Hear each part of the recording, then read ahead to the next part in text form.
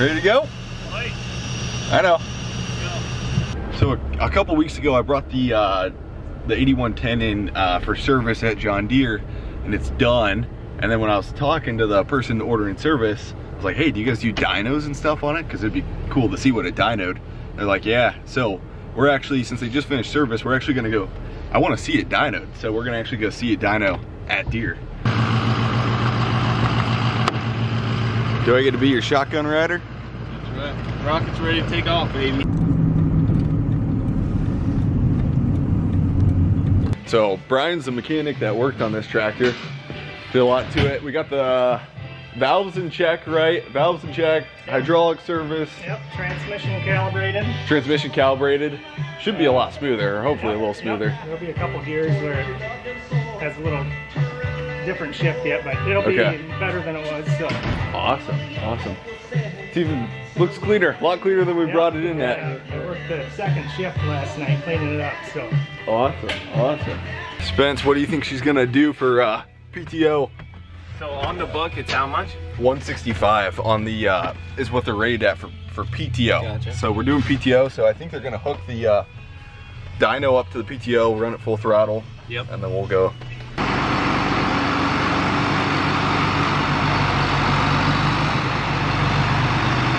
You think we'll need to take that strap off on the hitch part? Oh, okay, nice.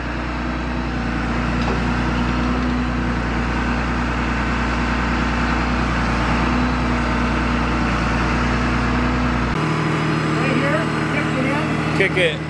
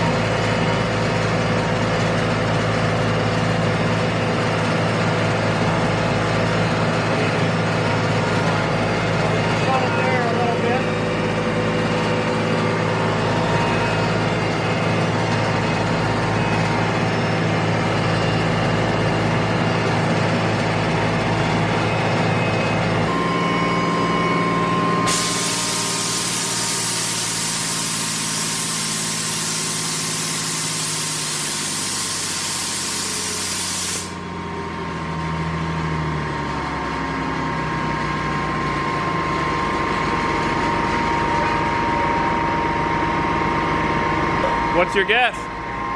What's your guess? He said it was cold. If it was cold, 170. It was 180, 181. 181.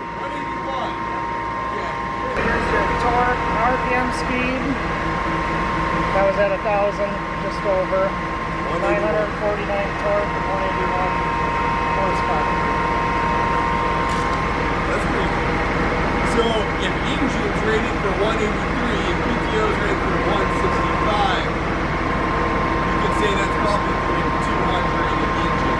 Oh yeah, yeah. Okay. Yeah, it's like transmission takes quite a bit of power too. Oh, really? And driving through there, so. Gotcha. Yeah. Yeah, okay. Awesome. That's pretty neat to see that done. I've never seen that. Yeah, that was cool.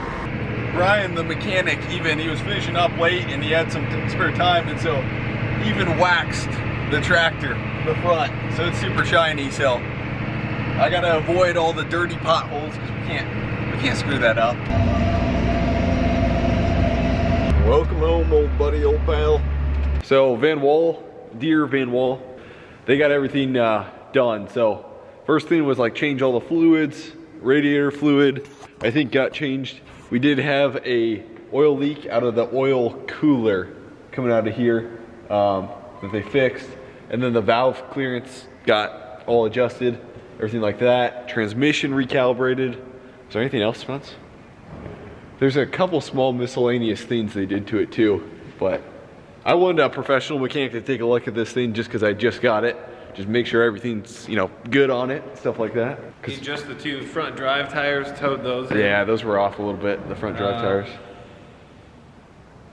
Then last year when we changed the fuel filter, it wouldn't start, and so it was actually the primer bulb to purge the air out of your fuel system. Yeah, last year, there's a video, I'll probably play it right now, but we were trying to get this tractor started, and it was just a son of a gun to get this thing started. And it must have been the primer pump wasn't working. I remember that now. Because he had trouble getting it started too once he changed the fuel filter. So he just replaced the primer pump on it. Yeah. Upcoming things for this season, it's not important. I want to get this cosmetic. I want to get this muffler paint. I want to get this thing. It's my first tractor. I want to get looking good. And then the headliner's falling apart. So I think you can order aftermarket headliner pieces that come as one whole unit, and then I gotta figure out how I get that thing in the cab though. I think you gotta go through the back window, the mechanic was saying. Brian was saying you gotta put it through the back window to get the headliner unit up in there, because the headliner's a little rough right now. Then we gotta take weights off for spring, take as much weight as possible. This doesn't need to be on there. And then if anybody knows of a rock box for sale for an 8000 series Deere, let me know, because I'd like to buy one for spring. It'd be nice to just have not much weight on there, and then that way you can get out and pick you some rocks. Yeah, there's a lot of rocks and stuff, and plus when you see stuff in the field too, you just toss it in there. Plus if you need to bring oil, anything like that, just toss it in the front. Bike? Dirt bike wouldn't fit on there. It might hold it. We'll see. Maybe they make one. I'm sure somebody could weld something up so there's like a ramp here. Then you could ride your dirt bike up on the wheels, have your dirt bike right here, then you can go field to field. Or something with 3-point where it's like it lifts your ATV up or something. Yeah, there's my history teacher back in high school, Taylor Anderson, if you're watching this. He had his dad, I think he was saying he always had a ATV behind the cultivator and stuff that he would pull. He would ride, yeah. There was something that he could drive on the cultivator, it sounded like. I think, and he had, either he drove it up, I thought he pulled it behind his like field cultivator and stuff, but that was kind of neat. We picked up some of this industrial shelving here, stuff that's actually like fairly heavy duty. So we're gonna put this stuff together. It's supposed to be pretty slick, so we'll see how it goes. Let's do it the MFR way. That's gonna be super nice. I don't know if you can put like seed pallets on there, because I already bought my seed and stuff for this year. But we can put probably lighter stuff on there. You can probably put seed on there, maybe on the bottom. But we made room for skid steer attachments across the bottom. And then this is gonna be more just daily shelving, stuff that you can reach arm's length right here, go all the way up there, put some non-important stuff on the top there.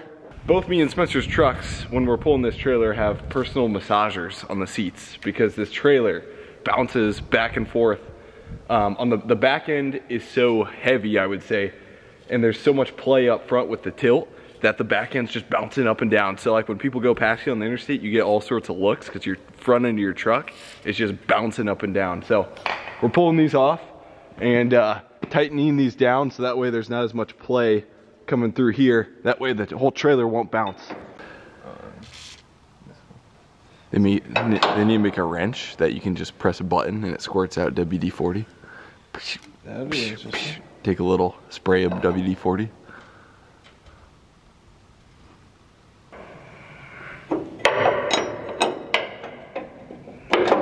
Show us. So you're getting off, done for the day. Trying to head out and just load the skid steer. Jump on here.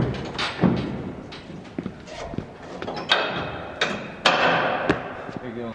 Now it's tighter under these hooks, which won't have as much wobble with the trailer, hopefully. And it seems like it helped a lot. Now the only thing is it's a bit harder to undo it now. But I think it'll probably loosen up with time too. Huh. So I wanted to do this video to do like an overview of the whole 2021 season, And then going forward, what's gonna kind of happen in 2022. Not much is gonna change, but just kind of some ideas, some potential. It's always good to like set goals and stuff like that. So I'll have Spence jump in here too, but planting season, let's see. We drove the tractor down from my dad's, which was like an hour away, his small like acreage shed, because that's where I parked it. Bought a tractor, planter last second, and cultivator last second. We got the whole crop in the ground, and I got super lucky. So let's see, we got planted corn really good, like kind of mid to late April, pretty average.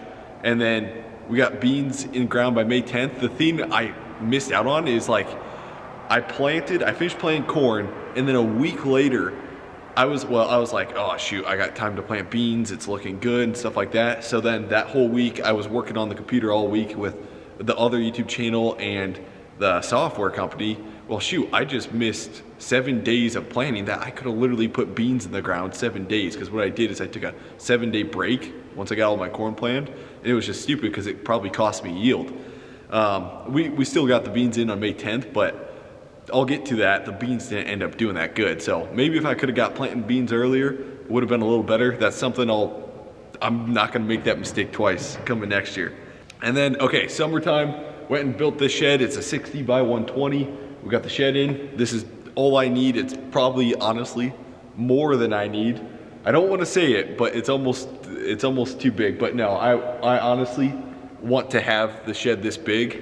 And if we have space, we can put racks up, we can rent stuff out. My neighbor down the road actually rents stuff out to a business about 10 miles away, and he does really well renting storage racks out and stuff. August, September came, and we got absolutely the wind. I wish I was around to see the windstorm, but the windstorm on this farm specifically, this was 83 acres or 82 acres, something like that. On this farm specifically, like 35% of the corn was down. There was a lot of down corn on this farm.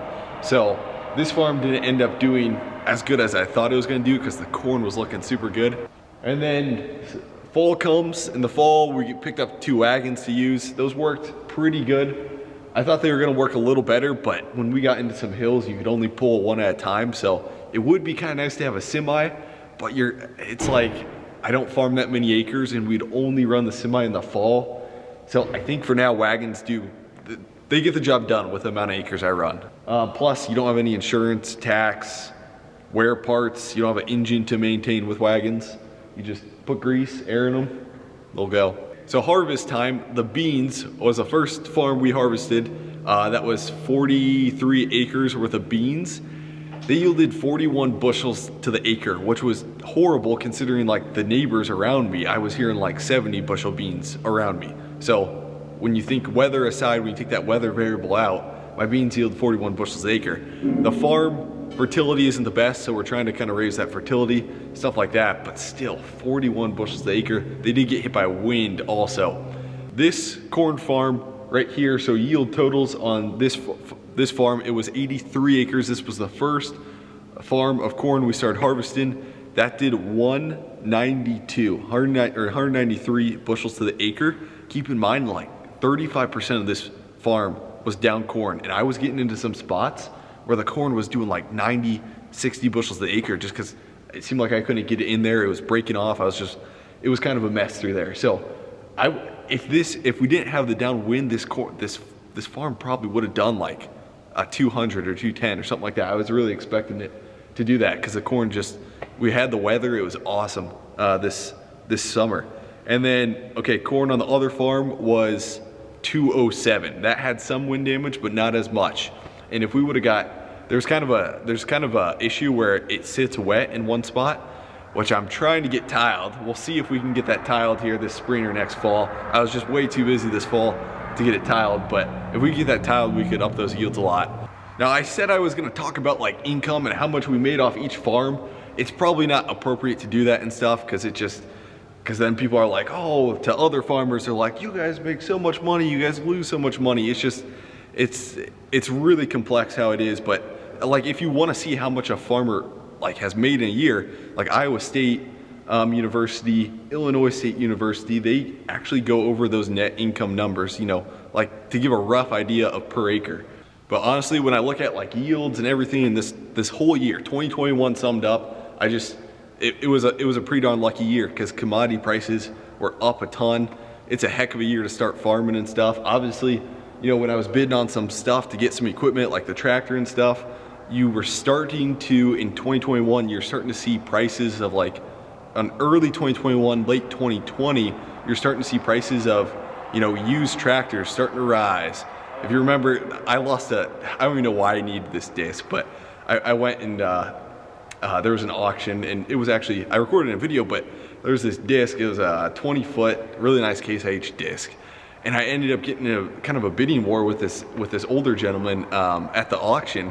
And we were bidding up to 13 grand. And I see that one listed on Facebook now for like 7 grand or 8 grand. So you started to get some prices kind of climbing then. Oh, other big thing is land back then too. So when COVID came in early 2020, I was really starting to look at a lot of land and a lot of different farms and stuff, kind of all over central Iowa. Went to a couple different auctions.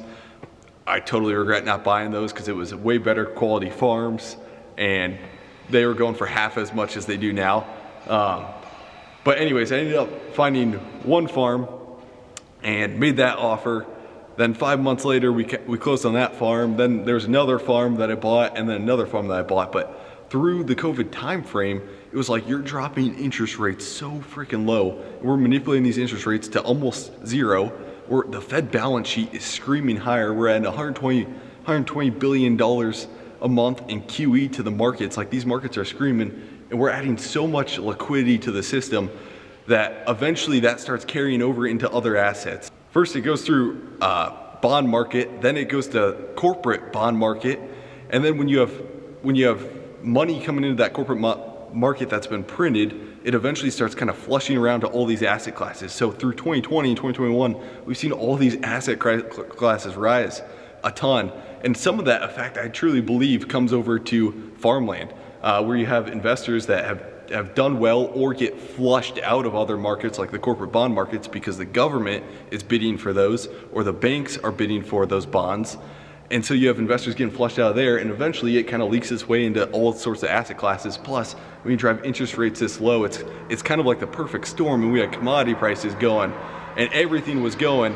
And so like farmland this year's up over 30%. So if I want to buy a farm now, got to pay, you know, like 30% more to buy that farm. So I was lucky to get in and kind of buy some ground in 2020 and 2021.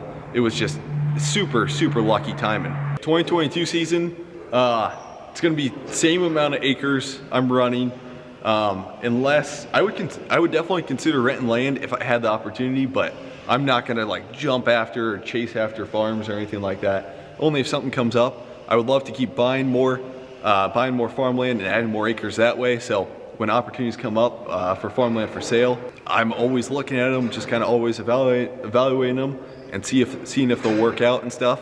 And I think one of it's too is now that I've farmed a little bit and can kind of understand the productivity of ground, I can maybe value a potential farm a little better and kind of have just a little more knowledge on what it would maybe yield and what's a good farm and what's a bad farm. That was super important for me. So coming to 2022, I think it would be cool. I'd like to get a sprayer bot because now we have water. We have water over the shed. I can actually park the equipment inside. I'll have more time. So it'd be cool to get a sprayer bot, but then if you get a sprayer bot, you're literally switching the tractor from the cultivator to the planter to the sprayer or any other miscellaneous jobs it needs to do. So it's kind of tough.